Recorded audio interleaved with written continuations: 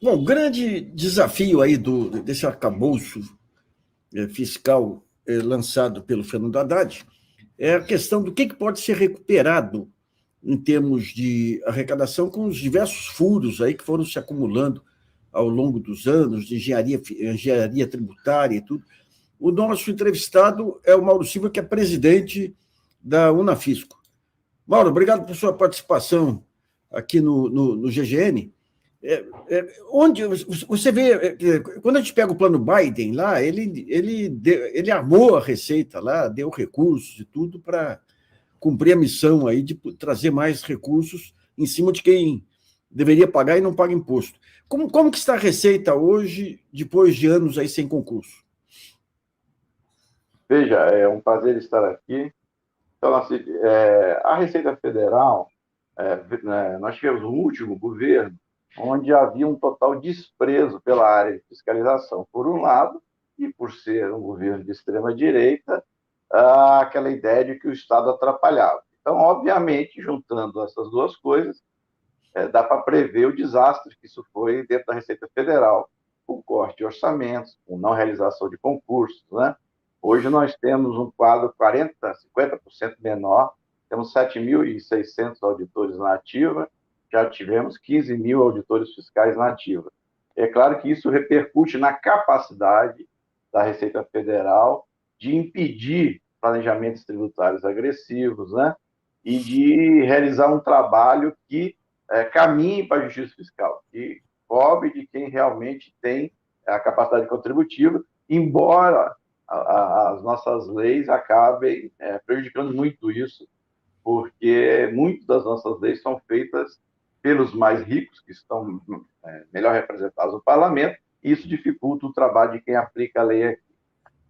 Então, a gente veio de um governo que desprezou a Receita Federal, né? E que desprezava qualquer fiscalização. Agora, Então, ainda... Mauro, se tiver um concurso, quanto tempo leva um fiscal para dominar o ofício? Veja bem, entre você lançar um concurso, fazer o treinamento e ele dominar isso, nós temos mais de um ano para que isso aconteça. Mas o que a gente tem hoje também, a mão de obra que já existe de auditor fiscal da Receita Federal, que já existe, hoje o cenário que eu descrevo na Receita Federal é de terra arrasada. É fácil a gente compreender o seguinte, mesmo a gente falando de serviço público, e há algumas pessoas que têm um certo preconceito, mas em qualquer organização, você precisa que as pessoas que contribuem, porque as coisas não acontecem por meio de máquina, tudo acontece por meio das pessoas.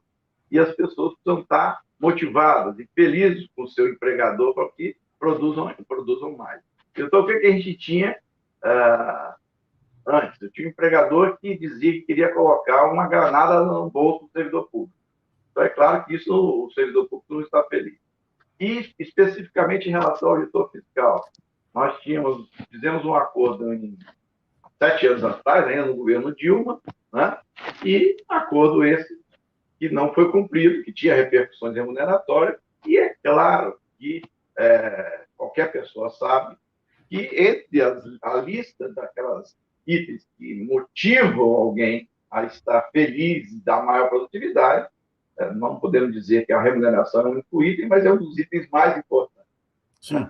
Então, é claro que nós temos hoje, dentro da Receita Federal, uma extrema insatisfação, como eu disse, no cenário de terra arrasada, mas isso, curiosamente, não por acaso, porque a gente trabalhou muito ainda durante o governo de transição para esclarecer a equipe, conversando com o vice-ministro Galípolo, conversando com o secretário Barreirinhas, e houve essa compreensão, né, no sentido dessa solução.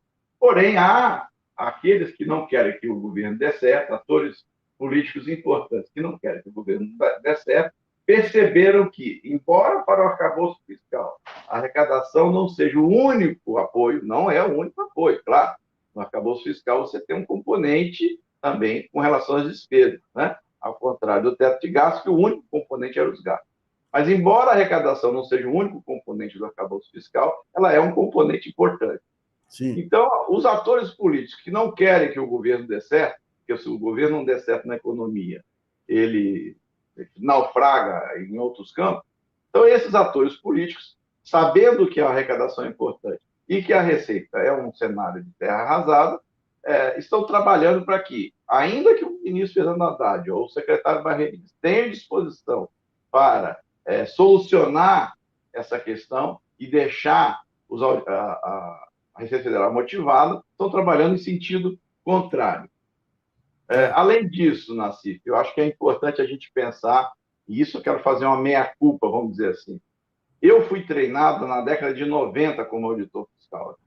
Nós fomos treinados para ver o contribuinte como quase todo contribuinte ou todo como sonegador.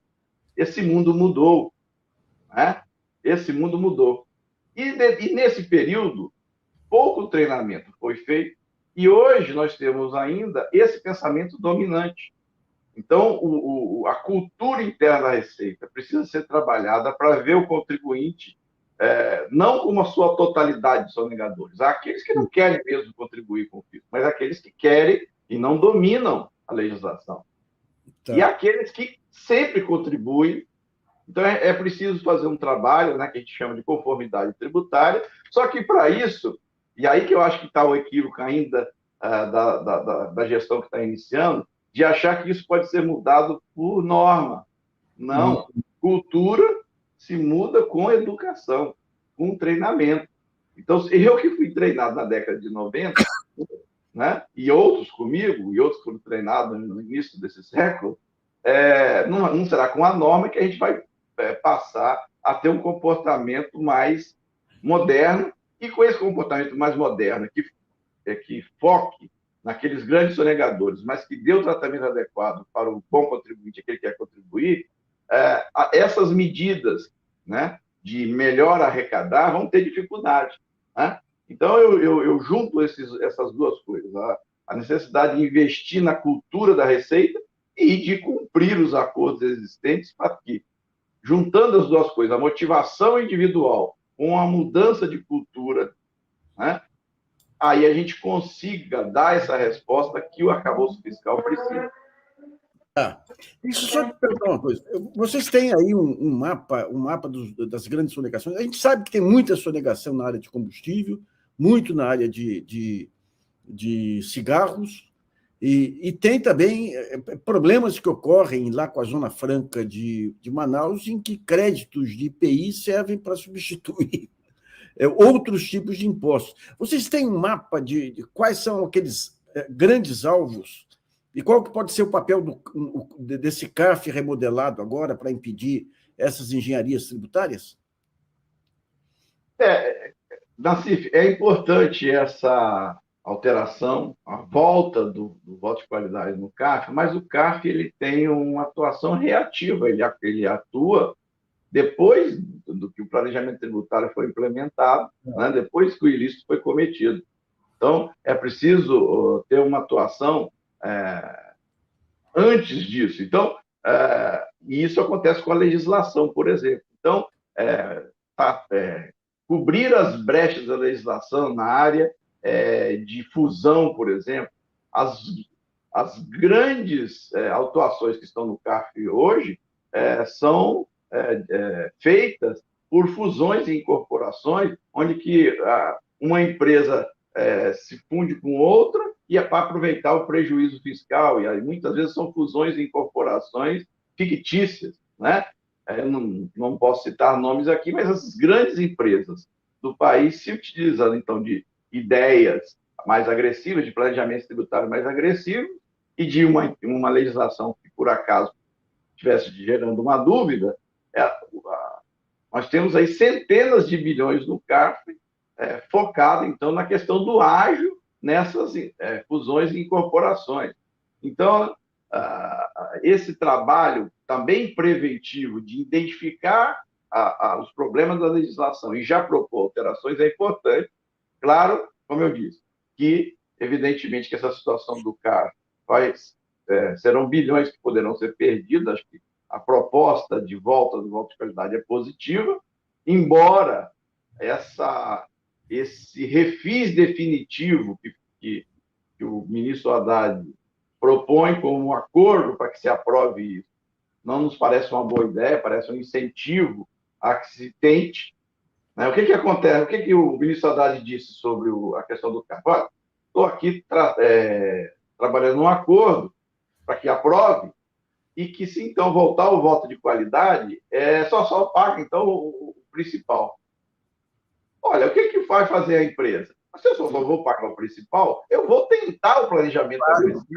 Vou investir isso, ou no próprio título público, ou investir no meu negócio, vou ter a rentabilidade durante anos. E não vou pagar multa. Chegando lá, o principal é só que eu vou pagar mesmo? Não vou pagar multa, não vou pagar juros. Então, esse acordo, embora a gente reconheça a dedicação do ministro Haddad, a boa intenção do ministro Haddad para aprovar, uma vez que o parlamento é bastante adverso, né? Não tem esse parlamento, o governo ainda está com dificuldade, não demonstrou que tem uma base parlamentar, a gente espera que demonstre isso, mas esse acordo suscitado aí pela que a mídia disse que o ministro então estaria entabulando, ele acaba resolvendo em parte, mas acaba estimulando mais ainda o contencioso, né, Nassif? Claro. Ô, Mauro, eu tenho uma dúvida. Eu vou te fazer uma proposta aqui, Mauro. Eu tenho uma história que chegou a mim aí. Você tem aí um conjunto, em todo esse universo de fiscais, você tem uns heróis anônimos aí que teriam que ser enaltecidos. Teve um caso que chegou para mim aí de um fiscal que justamente identificou uma dessas jogadas em um grande banco. Ele tinha uma subsidiária que dava prejuízo, sempre prejuízo, e ele abatia do lucro. Ele entrou com uma ação contra esse banco no valor de 1 bilhão, só uma ação que foi 1 bilhão. Daí ele se aposentou, por idade e tudo. Ele, para a ação não parar, ele continuou como se fosse uma ação popular, por conta própria. Daí ele morre. O Ministério Público assume a ação. Quando chega no STJ, a ação é anulada, porque, segundo o ministro lá que votou, não tinham sido pagas as custas de 1.000 e tantos reais, sendo que o Ministério Público Federal não tem que pagar custas. Então, digamos, 1 bilhão de reais numa ação dessa. Mas a persistência desse fiscal merecia... Eu posso passar os dados depois aí que forem necessários. Merecia ser reconhecido, criar um monumento aí ao fiscal anônimo aí, porque foi fantástico aí o senso de justiça dele, o senso de responsabilidade em relação às contas públicas aí, né? Nassif, esse tipo de atuação, nós temos vários exemplos, o caso das joias, por exemplo, tem esse caso, sim, tem outros. Sim. Na verdade, essa defesa, o que é surpreendente é que essa defesa deveria estar sendo feita pelos órgãos jurídicos da União e não por uma pessoa individualmente. Nós, como entidade, a gente procura chamar esses colegas a trazerem para nós esses casos, porque esses casos levados individualmente, eles atraem para aqueles que fazem isso um risco funcional muito grande. A gente sabe da política, e quem se expõe vai estar sujeito a todo tipo de ataque. Por isso que existe, nós, como entidade, procuramos atuar, e no caso das joias fizemos isso, de modo ao máximo preservar essas individualidades. Mas sim, há casos de colegas que são muito dedicados à causa pública, a gente é treinado para isso, além disso tem aquela convicção pessoal de alguns, isso tudo feito dentro da lei, e é claro que nós temos vários casos como esse, em que as pessoas lutam de fato, os auditores, lutando de fato pelo interesse público, mas, e aí, na política, nós não podemos deixar de ser persistentes, porém, há também as frustrações. O que a gente observa é que nós tivemos agora, por exemplo, acabei de participar de uma reunião onde eu fiquei sabendo que essa medida provisória, que trata de preço de transferência, não foi discutida com a delegacia que trata do assunto na Receita, da delegacia especializada que trata do assunto.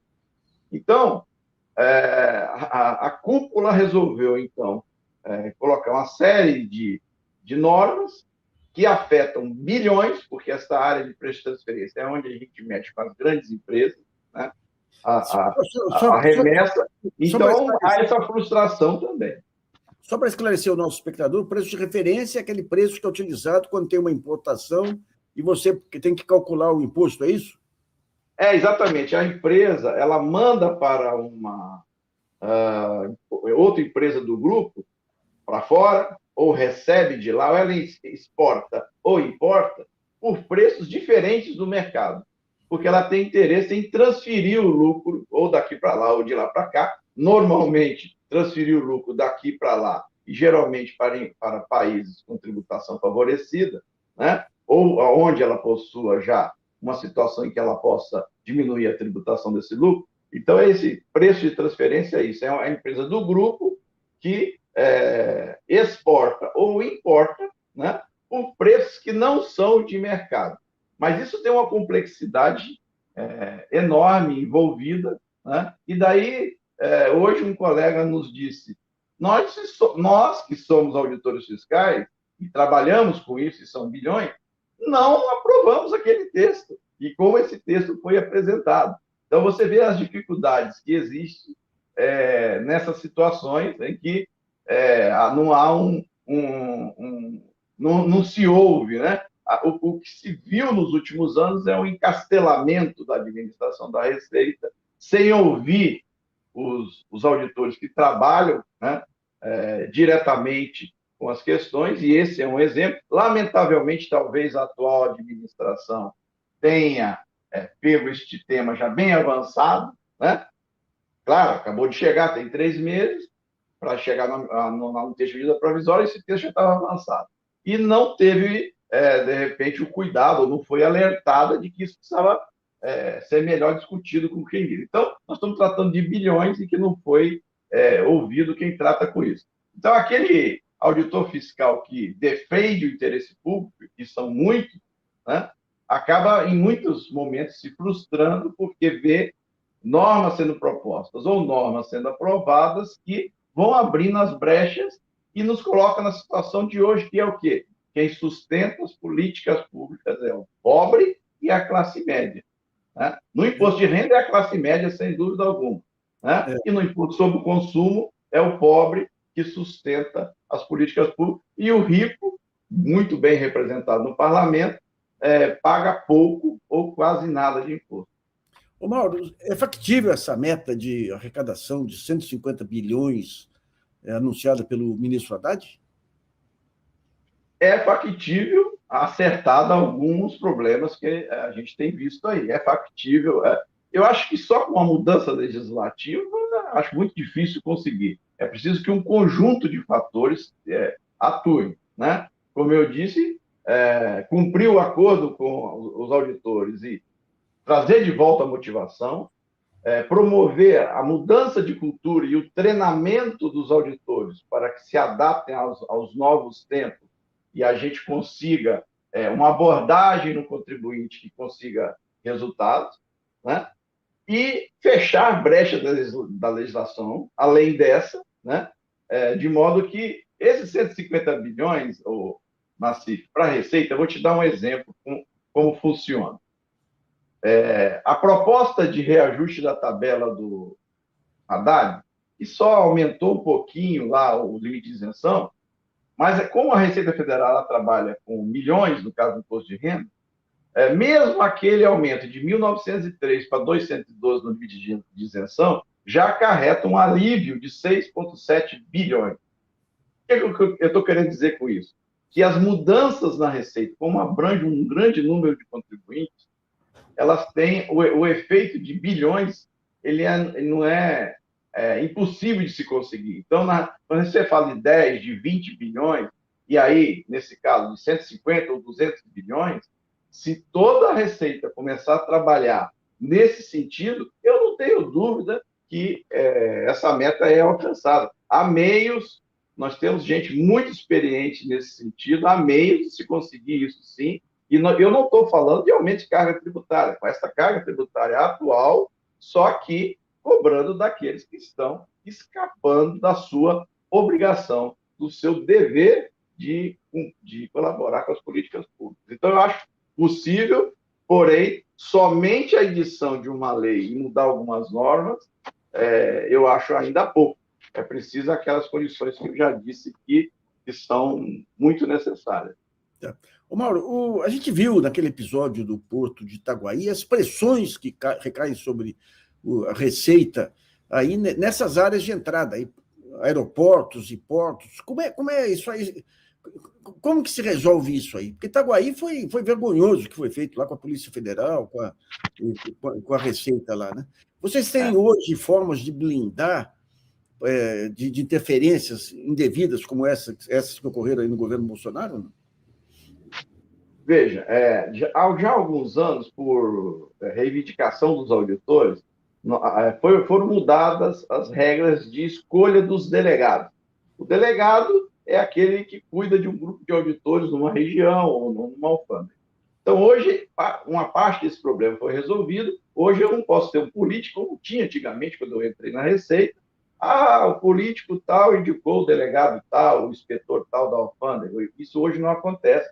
Isso já antes do governo Bolsonaro. Então, isso já não acontece. Porém, as pressões acontecem, e para isso, e para resistir às pressões, como resistimos no caso das joias, né, o auditor tem a seu lado a legalidade e a estabilidade. Né? A estabilidade não é do servidor público, é do Estado brasileiro, ela protege o Estado brasileiro. E aquele auditor que se desvia da legalidade, nós temos na Receita Federal a corregedoria mais firme, mais atuante de todo o serviço público, que serviu, inclusive, de exemplo para o que é hoje a CGU. Então, o que nós temos nesses casos para barrar é exigir o cumprimento das normas por aqueles que estão aplicando, e isso é feito, e aqueles que eventualmente tentam influências indevidas, como foi citado no caso das joias, um processo administrativo que apure isso com contraditório e ampla defesa, né? De modo a que essas tentativas de interferência no trabalho do auditor não aconteçam mais. Agora, aqueles auditores que optarem pelo desvio de conduta, depois de garantido o contraditório e a ampla defesa, que também sejam punidos. Essa é a nossa linha. Em Itaguaí, foi feito todo um trabalho de investigação e tem processos administrativos em andamento, quer dizer, já se barrou boa parte disso. O ex-presidente Bolsonaro não podia indicar o inspetor ou o delegado, porque tem um processo seletivo por critérios técnicos, então isso também ajudou a segurar um pouco, mas essas tentativas de desvio de conduta ou de influir o desvio de conduta devem ser firmemente apuradas, sempre preservando o contraditório e a ampla defesa. E isso nós vimos no caso da joia, vimos no caso de Itaguaí. Se eventualmente no caso de Itaguaí algum auditor por acaso tenha sido pego num desvio de conduta, ele deve ser incluído num processo administrativo e isso apurado. Mas, em geral, o que nós vimos lá foi uma resistência a essas tentativas de influência do presidente, que tinha essa disposição e essa vontade de influir não só na Receita Federal, como na Polícia Federal e outros órgãos. Se, por um lado, ele detestava a fiscalização, né, como diversas vezes disse, por outro, queria tê-la como marionete, né, como fosse uma alonga-manos política, e isso na Receita os auditores não admitem, porque estão protegidos pela estabilidade, e justamente quando rompem o limite da lei, aí estão a caminho da demissão. Então, isso é algo que protege. A coisa mais curiosa do mundo é o seguinte: esse episódio das joias mostrou de forma definitiva a importância do servidor público e da estabilidade. Mas, num certo momento, o Paulo Guedes lançou a ideia de que tinha que modernizar o serviço público. Ele ia multiplicar por 10 ou 20 ou 30 vezes aí o número de comissionados. E os jornais compraram esse negócio. Isso é modernização. Defenderam uma ideia dessa sem ter a menor noção. Mas parabéns pelo trabalho que vocês fizeram e esse episódio das joias, como o da saúde também, impedindo aquela jogada das vacinas, mostra a importância do servidor público e da estabilidade. Sim, com certeza. A PEC 32, né, Nassif, que foi aí a menina dos olhos do governo anterior, era um desastre completo. Isso ia nos levar para levar a grau máximo o patrimonialismo no Estado brasileiro. O Bolsonaro chegou a defender por diversas vezes que ele via como normal. Fazia-se um concurso por um governante, o outro governante entrava, demitia todo mundo que foi no concurso anterior e fazia o concurso dele, né? O concurso dele, né? Então, isso seria a destruição total do Estado, com uma luta muito grande dos servidores, com o apoio da bancada progressista no Congresso, a gente conseguiu impedir isso, e agora revela-se para toda a sociedade, né, por meio do caso da joia, o quanto que a estabilidade não é para proteger o servidor desidioso. Esse há meios de se afastar do serviço público no processo. É uma proteção para o Estado brasileiro, para se resistir às pressões de quem quer se valer do Estado em seu benefício próprio e de seu grupo, como parece ter sido o caso do governo anterior, no caso da joia. Né? Isso tudo está sendo apurado. Isso aí. Mauro, obrigado por sua participação aqui no GGN. A gente fica à disposição quando vocês tiverem bandeiras aí, cívicas aí para levantar. Um grande abraço. Um abraço, Nassif. Eu que agradeço. Estamos sempre à disposição para conversar com o seu programa e agradeço muito o convite.